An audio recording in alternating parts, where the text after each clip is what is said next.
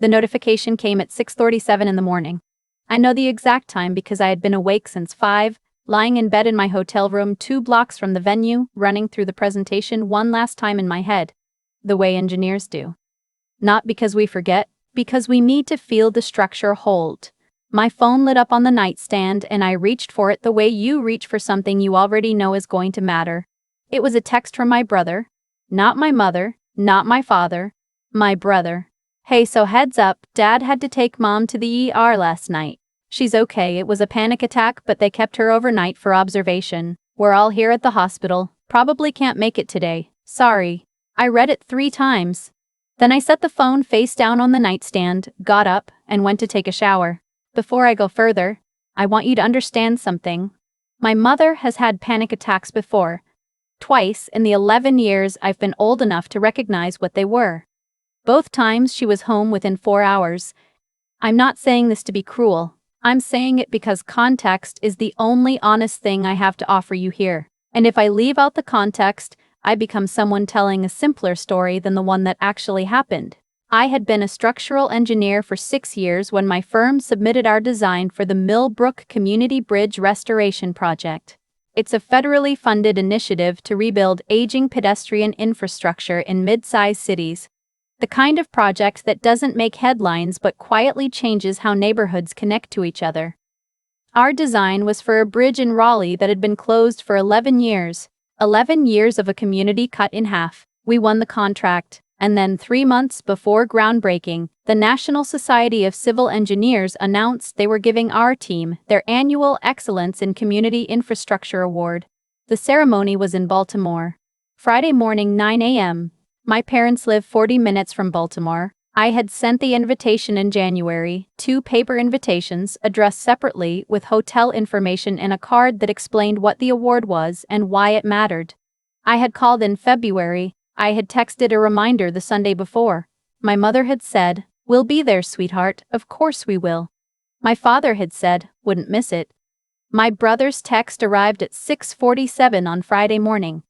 I stood in the shower for longer than necessary, and I thought about a specific afternoon when I was 14. I had just gotten my scores back from the state math competition, 2nd place in the entire state of Maryland. I walked into the kitchen holding the certificate, and my father looked up from the counter where he was helping my brother practice his pitching grip, a rubber ball, an emotion that they had been working on for weeks, and my father said, "Nice, sweetheart," and went back to adjusting my brother's fingers around the seams. My brother's travel baseball team had a tournament that weekend. My certificate went on the refrigerator for 9 days before it got moved to make room for a grocery list. I don't tell you that story to make my father a villain. I tell it because patterns are not dramatic. They are quiet. They accumulate the way sediment does, layer by invisible layer, until one day, you realize there is something solid where there used to be open water. I dried off, put on my dress, the navy one with the structured shoulders I had bought specifically because I wanted to feel like someone who had earned a room, and I went downstairs and ate a full breakfast alone in the hotel restaurant. Scrambled eggs, black coffee, wheat toast. I read the news on my phone. I did not call my mother's hospital room. I did not text my brother back. I want to be accurate about this. I was not performing composure. I was genuinely, deeply tired in a way that had nothing to do with sleep. The ceremony was held in a conference ballroom on the 4th floor of the Hilton. My colleague from the firm, a man named Burton, who had done the load-bearing calculations and who genuinely could not care less about ceremony, but had shown up in a sport coat he seemed uncomfortable in, found me near the registration table and shook my hand and said, "Your people here?" "Couldn't make it," I said. He nodded. He didn't push. Burton was the kind of person who asked one question and accepted the answer, which I have always respected. There was a woman at the table next to me during the reception portion before the presentations. She was there with her daughter, who was receiving a different award for a water treatment project in rural Kentucky. She introduced herself as the mother, not by name, just as her mother, with a kind of uncomplicated pride that I found almost difficult to look at directly. At some point, she turned to me and asked if my family was nearby. "They had something come up," I said. She looked at me for a moment longer than the answer required. Then she said, "Well, you let me know when they call your name and I will embarrass myself on your behalf." She meant it, When they announced my name and the name of our firm, I heard her from across the room, a completely unreserved, two-handed clap from a stranger in a green blazer who owed me absolutely nothing. I watched to the podium and I said thank you to the committee and thank you to my team, and I held the award, which was heavier than I expected. And I thought about the 11 years that bridge had been closed and about the people on both sides of it, and I did not cry. I had not cried since I was 26 in the parking lot of a hospital where my grandmother was dying, and she had taken both my hands and said, "You are going to build things that last. Don't let anyone convince you that what you make is less important than what you are." She died 4 days later. I have her handwriting tattooed on my left forearm, small enough that most people don't notice. I called it her name, Aldrin, my middle name, which was her maiden name. I had used it informally for years. After Baltimore, I made it official.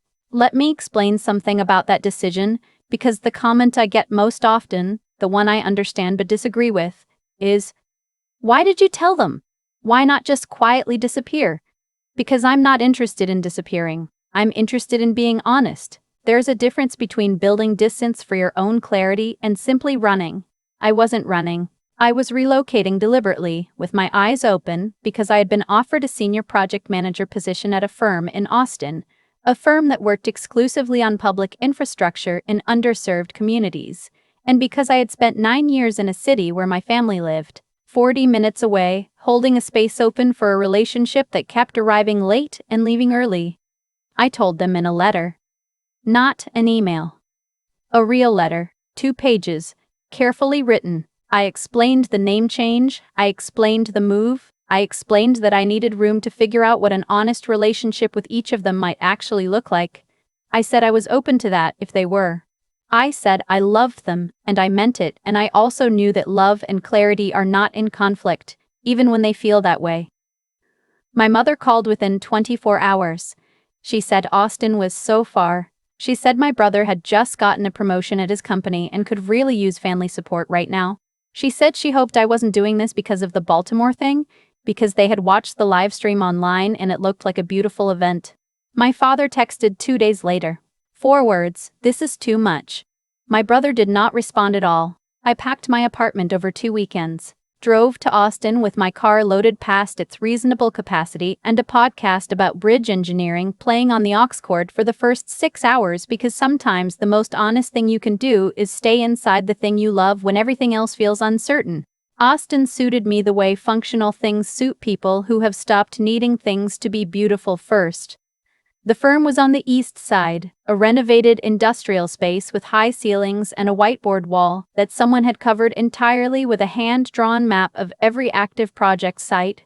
My supervisor, who went by her last name, Ochoa, handed me a project file on my 3rd day and said, "There's a pedestrian overpass outside of San Antonio that has been flagged for structural fatigue.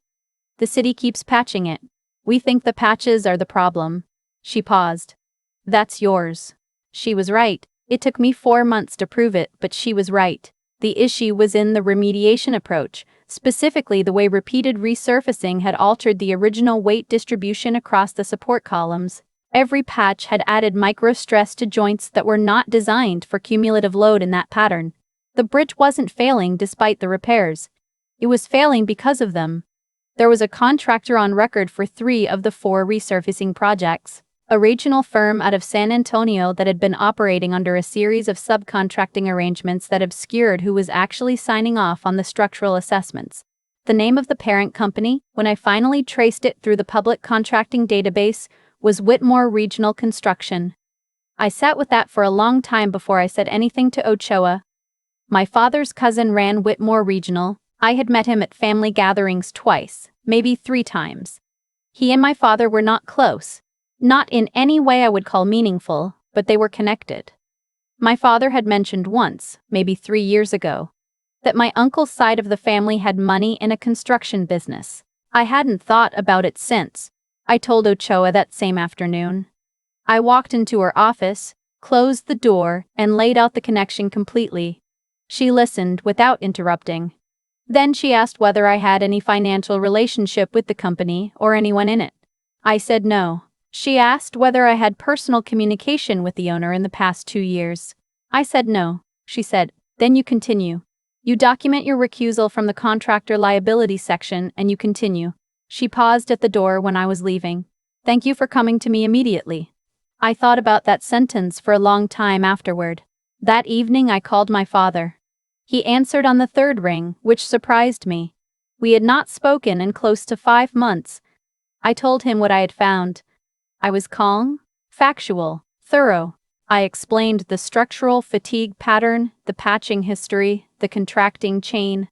I told him that our report would be submitted to the city and the state transportation board within 90 days. I told him the responsible action for anyone connected to Whitmore Regional was to conduct an internal audit and cooperate proactively with the transportation authority before the report arrived. There was a silence. Then, "You're doing this because of Baltimore?" I had been expecting that. I was still not prepared for how completely it landed. "I'm doing this," I said, "because a bridge that 11,000 people use every month has a structural problem that patches have been making worse." That's it. Those bridges get flagged all the time. Nothing ever happens. "Something is going to happen this time," I said. "The documentation is organized, the pattern is clear. I'm giving you time because I think you should use it." My mother picked up another extension. I heard the click, the small silence of someone deciding whether to speak. "Sweetheart," she said, "you have to understand what this would mean for the family. Your father's cousin built that business over 20 years. I looked at my grandmother's handwriting on my arm. "I know," I said. "Which is why I'm calling now instead of in 90 days. My father said, you walked out of this family and now you want to take down something we're connected to. That's what this is." "I moved to Austin," I said. "I didn't walk out. I moved. And I'm calling because people could get hurt if this doesn't get addressed." "Those aren't the same thing." He hung up. I called a research attorney the next morning, someone who specialized in engineering whistleblower cases. I documented every step. My disclosure to Ochoa, the timeline of my recusal from the contractor liability section, every communication I'd had with my father. I was precise, not because I was preparing for war, because precision is the only thing I know how to offer when everything else feels unstable. The report went to the city and state transportation board 88 days later. I was listed as a contributing analyst with a disclosed conflict of interest. 2 other engineers were the primary authors. The case moved with the particular efficiency of institutional processes when the evidence is clean and the paper trail leaves nothing to interpret. Whitmore Regional received a formal notice of structural liability, a required remediation audit, a civil penalty under Texas contracting law. I did not feel satisfied. I want to be honest about that, because the version of this story where I feel vindicated is easier to tell and not accurate. What I felt was a very specific kind of exhaustion lifting, the kind that comes not from winning but from finally not having to hold 2 things in contradiction: doing my job correctly and protecting people who had decided that my job mattered less than their comfort. A letter arrived for my mother 6 weeks later. Real paper, blue ink, her careful printing that I've known my whole life. She wrote that the situation with Whitmore Regional had been difficult for the family, that my father was stressed, that my brother thought I should have handled it differently. Near the bottom of the second page, in slightly smaller letters, she wrote, "I have thought about Baltimore more than you probably know. I'm not sure we understood at the time what we were asking you to go through alone." I read that sentence 4 times. I noticed exactly what it was. It was an acknowledgement. It was not an apology.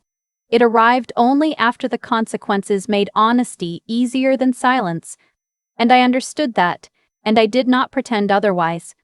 But I also did not throw it away. I wrote back the same week. I told her I was sorry for the difficulty. I told her I had called because I wanted to give them the chance to get ahead of it, and that had been a genuine offer, not strategy. I told her I was open to real conversations, not ones where we agreed not to look at what had actually happened. I signed it with my full name. Both parts of it, the one I was born with and the one I chose, and I meant them equally. The whistleblower settlement, when it came through, was larger than I had expected. I looked at the number for a long time before I accepted it was real. I put a portion of it toward a down payment on a small house in East Austin with a back porch that I don't know what to do with yet. I put another portion into a fellowship fund at my firm for early career women engineers from first-generation college backgrounds. The ones who would have been me at 22, doing the math at a kitchen table with no one in the house who understood what any of it meant. My father and I have not spoken. My mother and I exchange emails every few weeks. Careful ones, the kind where you are both trying and both know it. My brother sent a message last spring. Hope things are good down there. I wrote back that they were. Both of those things were true. Here's what I understand now that I could not have articulated at 29. Standing in a hotel shower at 6:50 in the morning, deciding not to cry. Some people will only understand what your presence meant when your absence creates a shape they can finally see. That is not a wound. It is information. And what you do with information is what determines what kind of engineer you become. And honestly, what kind of person. The back porch still needs furniture. In the mornings, I take my coffee out there and watch the light come up over the neighborhood, and I think about the bridge in San Antonio, about the 11 years the one in Raleigh was closed, about my grandmother's handwriting, about a woman in a green blazer clapping for someone she had never met. It doesn't all add up to a clean lesson, real things rarely do. But it adds up to something I can stand on. And for a structural engineer, that is not a small thing. So I'll leave you with this. If the people in your life have spent years attending every event that reflected well on them, and missing every one that was purely about you, at what point do you stop measuring yourself by their attendance? And when you finally answer that question, what do you build in the space that opens up? I used to think the hardest part of what happened was the morning of the ceremony, standing in a hotel shower at 6:50, reading a 4-sentence text, deciding not to fall apart. But looking back now, that wasn't the hard part at all. The hard part was the years before it, the quiet, undramatic years of lowering my own expectations so gradually that I had stopped noticing I was doing it. That's the thing nobody tells you about being the reliable one in a family. The one who figures things out, who doesn't need much, who handles it. People stop showing up for you not out of cruelty but out of a comfortable assumption that you'll be fine regardless. And for a long time, you prove them right. You are fine, you walk across the stage, you hold the award, you eat breakfast alone and read the news and go on. The problem is that being fine and being okay are not the same thing, and eventually the distance between them becomes impossible to ignore. What I did with the Whitmore regional finding was not an act of anger. I want to be clear about that because I think it matters. I called my father because it was the right thing to do. Because people who use that bridge every day deserved someone to do the right thing. And because I had enough respect for him, even then, to give him the chance to fix it first. That's not vengeance. That's integrity. And integrity, I've learned, is not dramatic. It doesn't announce itself. It just keeps showing up in the small decisions, the ones where no one is watching and there's no obvious reward. Ochoa thanked me for coming to her immediately. That sentence stayed with me longer than any of the rest of it. Not the settlement, not the award, not my grandmother's name on my arm. Just that. Because it meant that doing the right thing quickly, without hesitating to protect myself first, was noticed. It was worth something. The choices that feel small in the moment are almost always the ones that define what kind of person you're actually building yourself into. My grandmother used to say that you become what you practice, not what you intend, not what you believe about yourself in theory. What you actually do, repeatedly, when it's inconvenient. I practiced honesty when it cost me. I practiced precision when I was exhausted. I practiced keeping the door open even when everything in me wanted to shut it. None of that made me a saint. It just made me someone I could recognize at the end of the day. The bridge in San Antonio is being repaired correctly now. The one in Raleigh has been open for 2 years.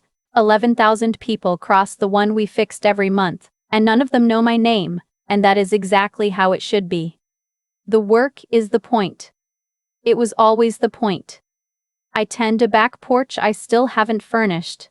Some mornings I sit out there with my coffee and I think about a woman in a green blazer who clapped for me like she meant it. She didn't know anything about my family or my name or what it had cost me to be in that room. She just saw someone standing alone at a moment that mattered and decided to show up.